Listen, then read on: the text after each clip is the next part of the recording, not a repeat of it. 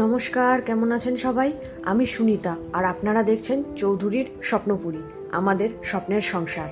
আজকে 6 তারিখ বুধবার। আজকেই ভোর 4:30টার সময় আমি কলকাতায় পৌঁছেছি। তারপর সারাদিন অনেক কাজ করে, কাচাকাচি করে, তারপর অনেক নতুন নতুন গাছ বালুরঘাট থেকে নিয়ে এসে সেগুলো লাগিয়ে তারপর মিন্টু অফিস থেকে আসার পর আমরা দুজনে বেরিয়ে পড়েছি আমার 2 বছর ধরে জমে থাকা কিছু ইচ্ছে পূরণ করার জন্য। যখন থেকে আমার সংসার হয়েছে আমি চেয়েছি আমার ঠাকুর ঘর একদম আমার মন পছন্দ মতো হবে। তো সেই ইচ্ছে পূরণ করতে আমি আর মিন্টু চলে এসেছি হাতিবাগানে একটি কাঁসা পেতলের দোকানে। এখান থেকে আমি লক্ষ্মী ঠাকুর, সরস্বতী ঠাকুর আর ঠাকুর ঘরের কিছু জিনিসপত্র নেব। ঠাকুরের প্রতি আমার টান অনেকটাই বেশি, কিন্তু আমি কখনো ভাবিনি যে আমি কলকাতাতেই সব জিনিস নিয়ে নেব। হ্যাঁ, ঠিক ছিল যে কলকাতা থেকেই নেব, কিন্তু কলকাতায় থাকাকালীন নেব এটা ভাবিনি। কারণ আমি ভেবেছিলাম যে যখন কলকাতা থেকে যাব তার আগে আগে আমি এই জিনিসগুলো নেব, আর তারপর যেখানে আমরা শিফট হব সেখানে আমি ঠাকুরঘর বানাবো আর সেখানে আমি আমার মন মতো করে সব কিছু সাজাবো। কিন্তু তারপর মনে হলো যে না, এখান থেকে কবে যাব তার কোনো ঠিক নেই।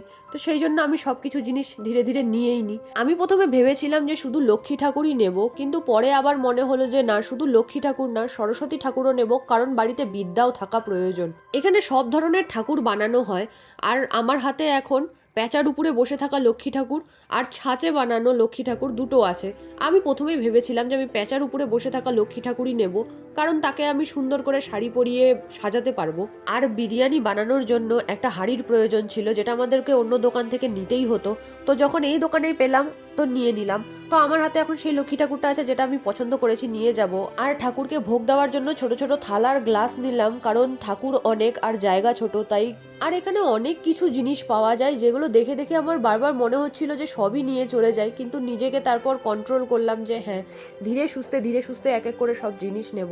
কিন্তু আমি পছন্দ মতো সরস্বতী ঠাকুর এখানে পেলাম না। এদের নাকি আরেকটা গোডাউন আছে যেখানে নিয়ে যাবে বলছে।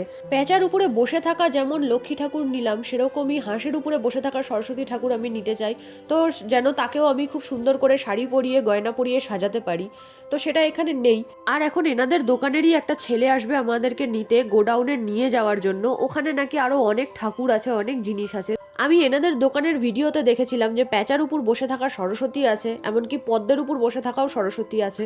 তো দুটোর মধ্যে যে কোনো একটাও যদি পাওয়া যায় তাও আমি চাই যে প্যাঁচার উপর বসে থাকা সরস্বতীটা যেন আমি পাই।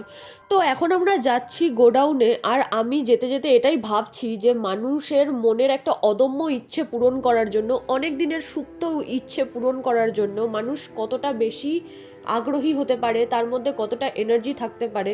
আমি সেটাই নিজেকে দেখে অবাক হচ্ছি। কারণ আজকে সকালে আমি 4:30টার সময় কলকাতা পৌঁছেছি, আর যখনই আমি ট্রাভেল করি ট্রেনে হোক বাসে হোক আমি কখনো ঘুমাই না। তারপর পৌঁছানোর পরেও সারা দিনে অনেকগুলো কাজকর্ম করে তারপরে আমি আধা ঘন্টা জাস্ট ঘুমিয়েছি। তারপরে আমার মধ্যে এত এনার্জি যে আমাকে আজকেই যেতে হবে সব জিনিসগুলো নিতে, ঠাকুরকে নিয়ে আসতে ঘরে। তো এইটা দেখে আমি সত্যি অবাক হয়ে গেলাম। তো এখানে এসে দেখলাম যে সত্যি অনেক আলাদা আলাদা রকমের ঠাকুর আছে, এখানে অনেক কিছু আছে। তো ওরা খুঁজছে যেটা আমার প্রয়োজন। আমি বলেছিলাম যে আমার 1 কেজির আশেপাশে একটা সরস্বতী ঠাকুর চাই, কারণ আমার লক্ষ্মী ঠাকুরটাও সেরকমই ছিল, 1 কেজি থেকে একটু বেশি। কিন্তু এনারা বললেন যে এনাদের কাছে 1 কেজির মধ্যে হাঁসের উপরে বসে থাকা সরস্বতী ঠাকুর পাওয়া যাবে না। তো পদ্মের উপরে বসে থাকা সরস্বতী ঠাকুর আমরা পেলাম আর সেটা নিয়ে নিলাম। তো এখানে সব রাখা হলো। প্রসাদ দেওয়ার জন্য থালা, গ্লাস আর একটা বড় থালাও নিলাম, সাথে ঠাকুর দুটো নিয়ে নিলাম। আর এখানে বড় বড় ত্রিশূল আরও অনেক কিছু দেখলাম, দেখে সত্যি অবাক হয়ে গেলাম। সব থেকে ভালো লাগলো আমার এইগুলো। তো এইদিকে লাইট প্রথমে জ্বালানো ছিল না, তো লাইট যখন জ্বালানো হলো তখন দেখতে পেলাম সেগুলো জিনিস। এবার এখানে হচ্ছে হিসাব, যে যে জিনিসপত্রগুলো নেওয়া হলো তা কত কি হলো সেগুলো সব হিসাব হচ্ছে। আর আমি এই সাইডে এই জিনিসগুলো দেখে শুধু অবাক হয়ে যাচ্ছি। ওইদিকে মিন্টু দাঁড়িয়ে হিসাব মিলিয়ে নিচ্ছে। তারপর সব কিছু ওখানে ক্লিয়ার করে আমরা বেরিয়ে পড়েছি ওখান থেকে। আর সামনেই আমরা স্মার্ট বাজার দেখতে পেয়ে চলে এসেছি এখানে কিছু জিনিস নেওয়ার জন্য। তারপর ওখান থেকে ফিরে এসে আমরা এখানে ঠাকুরের জন্য, সরস্বতী মা আর লক্ষ্মী মায়ের জন্য শাড়ি নিচ্ছি, তাদের গয়না নিচ্ছি। আর আমি রামজি আর আমার ছোট্ট গণেশ ভাইয়ের জন্য ওড়না নিলাম, তাদেরও মালা নিলাম। এই সব কিছু নেওয়ার পরে তারপর আমরা বাড়ি ফিরবো। অনেক রাত হয়ে গেছে, বাড়িতে গিয়ে রান্না করে আবার খেতে হবে, কারণ আগে থেকে প্ল্যান ছিল না যে আজকেই যাব, হুট করে প্ল্যান হয়েছে তাই আমি রান্নাটাও করে আসিনি। তো এখন গিয়ে রান্না করে খাওয়া দাওয়া করতে হবে। কালকে রাতে আর শরীরে শক্তি ছিল না যে কি কি এনেছি সেগুলো দেখাবো। তো স্মার্ট বাজার থেকেই জিনিসগুলো এনেছি। খেজুর তো শেষের দিকে, সেই জন্য খেজুর নিয়ে এলাম। আর আচার আমার খুব পছন্দ তাই আমের আচার নিয়ে আসা। পপকর্নও খুবই পছন্দ, এটা একটু টাইম পাস হয়ে যায়। আর মেয়োনিজও শেষের দিকে, তো সেই জন্য মেয়োনিজও নিয়ে নেওয়া হলো। তো স্নান করে তারপর আমি ঠাকুর ঘরে ঢুকে এখন আমি জিনিসপত্রগুলো দেখাচ্ছি যে কালকে কি কি নিলাম। তো সবার প্রথমে তো এই বিরিয়ানির হাঁড়িটা, কারণ বিরিয়ানি আমি এখন বাড়িতেই বানাই আর আমার কাছে যা যা পাত্র আছে সব ছোট, তো ওটাতে একটু অসুবিধাই হয় বিরিয়ানিতে ভালো মতো দম দিতে। তো সেই কারণে একটু বড় সাইজে দেখে নিলাম যে শুধু দুজনের জন্য না, কম করে 4-5 জনের জন্য যেন আমি বিরিয়ানি বানাতে পারি। তো সেই জন্য এই হাঁড়িটা নেওয়া হলো। আর এই হাঁড়ির মধ্যে সব জিনিসগুলো রেখে দিয়েছিলাম। তো তারপর এক এক করে সব জিনিসগুলো বের করছি। এই প্লেটটা নেওয়া হলো ঠাকুরকে কখনো বড় পুজো হলে মিষ্টি টিষ্টি দেওয়ার জন্য কাজে লাগবে। তারপর এই যে সরস্বতী ঠাকুর আমার, আর থালা গ্লাসগুলো বাইরে রেখে তারপরে এবার আমি হাঁড়িটাকে একদম বাইরে করে দিচ্ছি, কারণ ঠাকুর ঘরে এটার কোনো কাজ নেই, এটা যাবে রান্নাঘরে।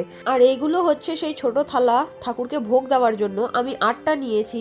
আর এটাই 0 সাইজ, এর থেকে ছোট হয় না, না হলে আরও ছোট নিতাম, কারণ জায়গাটা সত্যিই কম।